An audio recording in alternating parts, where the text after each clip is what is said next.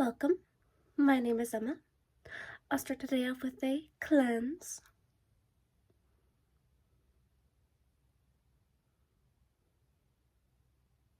We can take a deep breath.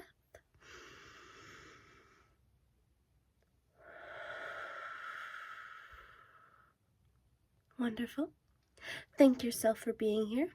I'm going to put this down to smoke for the rest of our video, and I'll give you a fit check.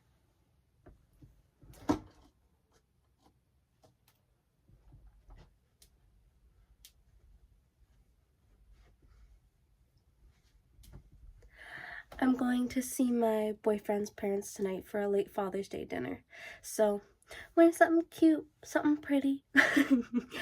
My best friend's mom gave me this top, and I am obsessed as a little peacock, and I have a peacock ring to match, and my grandma ring. Not that it's like grandma's style, it's my grandma. She's in there. I love having her around with me. I got little grape earrings that my best friend gave me, a little necklace. I can't remember. I think I got this for myself, and I got this for myself. Feeling very pretty today. The topic of today is the path of love and the path of fear. They are two paths that you kind of jump between throughout your whole life. They're the only two true paths that exist. It's the decisions that you make, the thoughts that you have, the reactions that you have. They go down those two routes. It's the path of love and the path of fear. When you're going down the path of love, you make decisions from your heart. You make decisions from your intuition.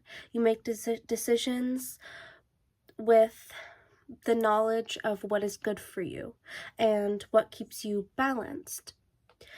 It can even be something as simple as, there's a family outing and you really don't want to go. You're feeling really down that day, but you are worried to let people down.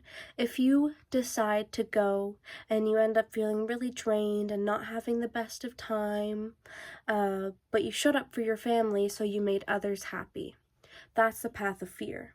You're scared of what other people will think. You're scared of what other people will say if you don't show up.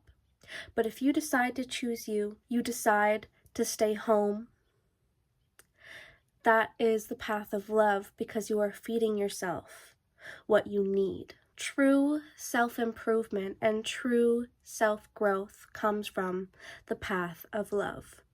It's very hard to positively grow if you're on the path of fear. If you're doing something because you feel like you have to, if you're doing something because you feel obligated, that is fear. But if you're doing something because you want to, if you're doing something because your heart is calling towards it, that is the path of love. A language change that I've been working into my life recently is when I say, or when I'm speaking about something that I want to do, or something to do with my spiritual growth, I used to sit there and say, oh, I have to do this. Oh, I have to do this so I can get this. Or I have to. But that's because I was scared of not moving forward. I felt like I had to do something to become better. But the key is to say that you want to do it. Oh, I want to do this because I know it'll be good for me. Oh, I want to do that because it'll make me happy. And as soon as you say want, a pressure is gone. When you say you have to, oh, I got to do this, I cannot mess up. It's my next step. It has to come. There's a huge pressure around it. There's expectation. There's self-doubt. There's no self-love. I mean, there can be self-love, but there's still a part of you that doesn't feel okay with who you are now. But if you are happy with the person you are now, you can say, oh, I want to do this for myself because I know that I will be happier. But the key is, you're not saying, oh, I'll be happy when I do this. I'll be happier, because you're already happy now. If you do not learn to love yourself now, I think I've said this in a couple videos, but it's very, very true. if you do not learn to love yourself now, no matter how many steps you take to better yourself, you're not going to be happy once you get to your desired state. Even if you get to your highest self, which I don't think you can without self-love and self-compassion. But if you get to your highest version of yourself that you have been, you cannot go forward without self-love. With the path of fear has expectation. It has the eagerness, but not an eagerness that is coming from passion, eagerness that is coming from anxiety and worry and fear of failure. The path of fear thinks that other people in your life will just know what you need. It just expects that people will be able to give you what you want without you communicating. This can show up in relationships and cause a lot of problems when you start to feel responsible for the other person's half. You start to feel like you have to worry about what they're gonna do. You have to be on top of it. And even if you're in a completely healthy relationship, this might come from like old unfulfilling relationships where you felt the need to worry that they weren't going to give you what you desire, that it wasn't going to come to you, and that you felt like you had to control it all. You had to control the other person, and you have to make sure that it all goes right.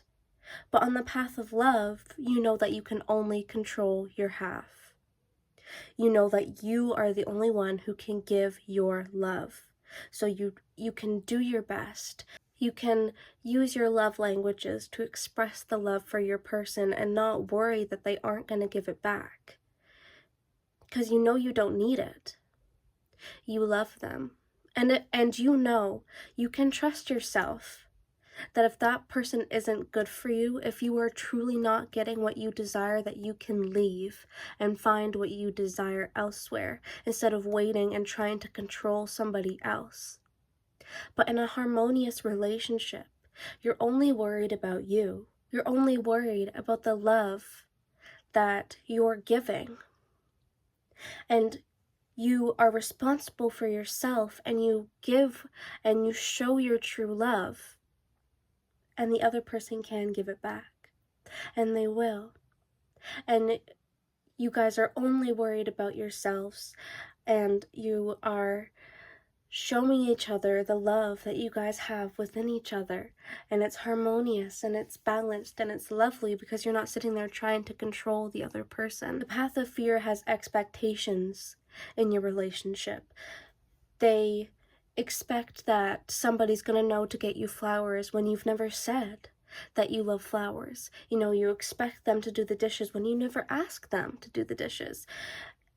And then you make assumptions about these expectations, and then as soon as you make assumptions, you start getting feelings with them, and they're negative, and you're angry at somebody when they just didn't even know.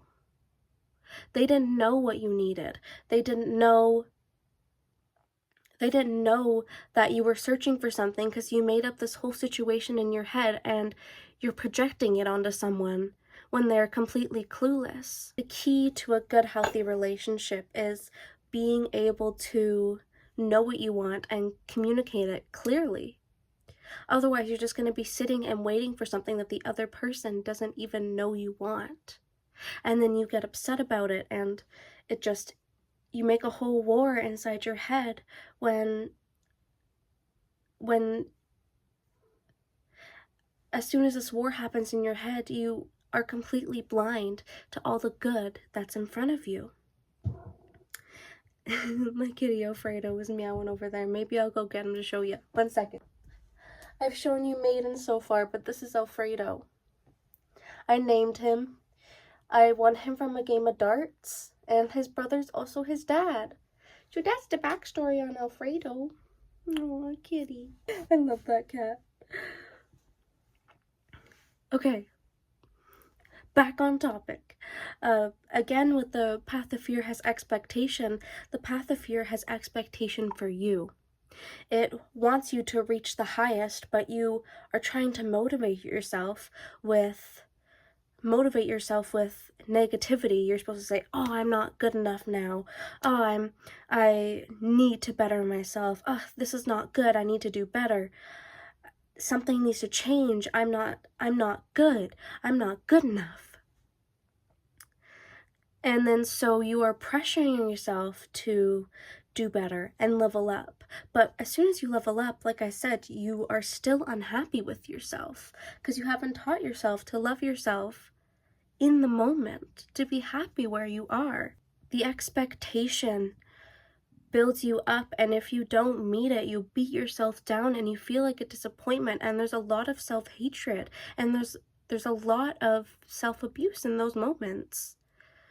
When on the path of love, if you're allowed to visualize the highest, you're allowed to want the best, but you know if you don't get the best, you're still going to love yourself, and you still know that you tried your hardest, no matter what. One rule is to always do your best, but you also have to know that sometimes you are not going to be able to do your very best. You know you've done better, but in this moment, you're doing what you can. In this moment, you're doing what you are capable of. And you love yourself for even doing anything at all. I think that's all I have for you today. Thank you. I love you. I'll see you tomorrow.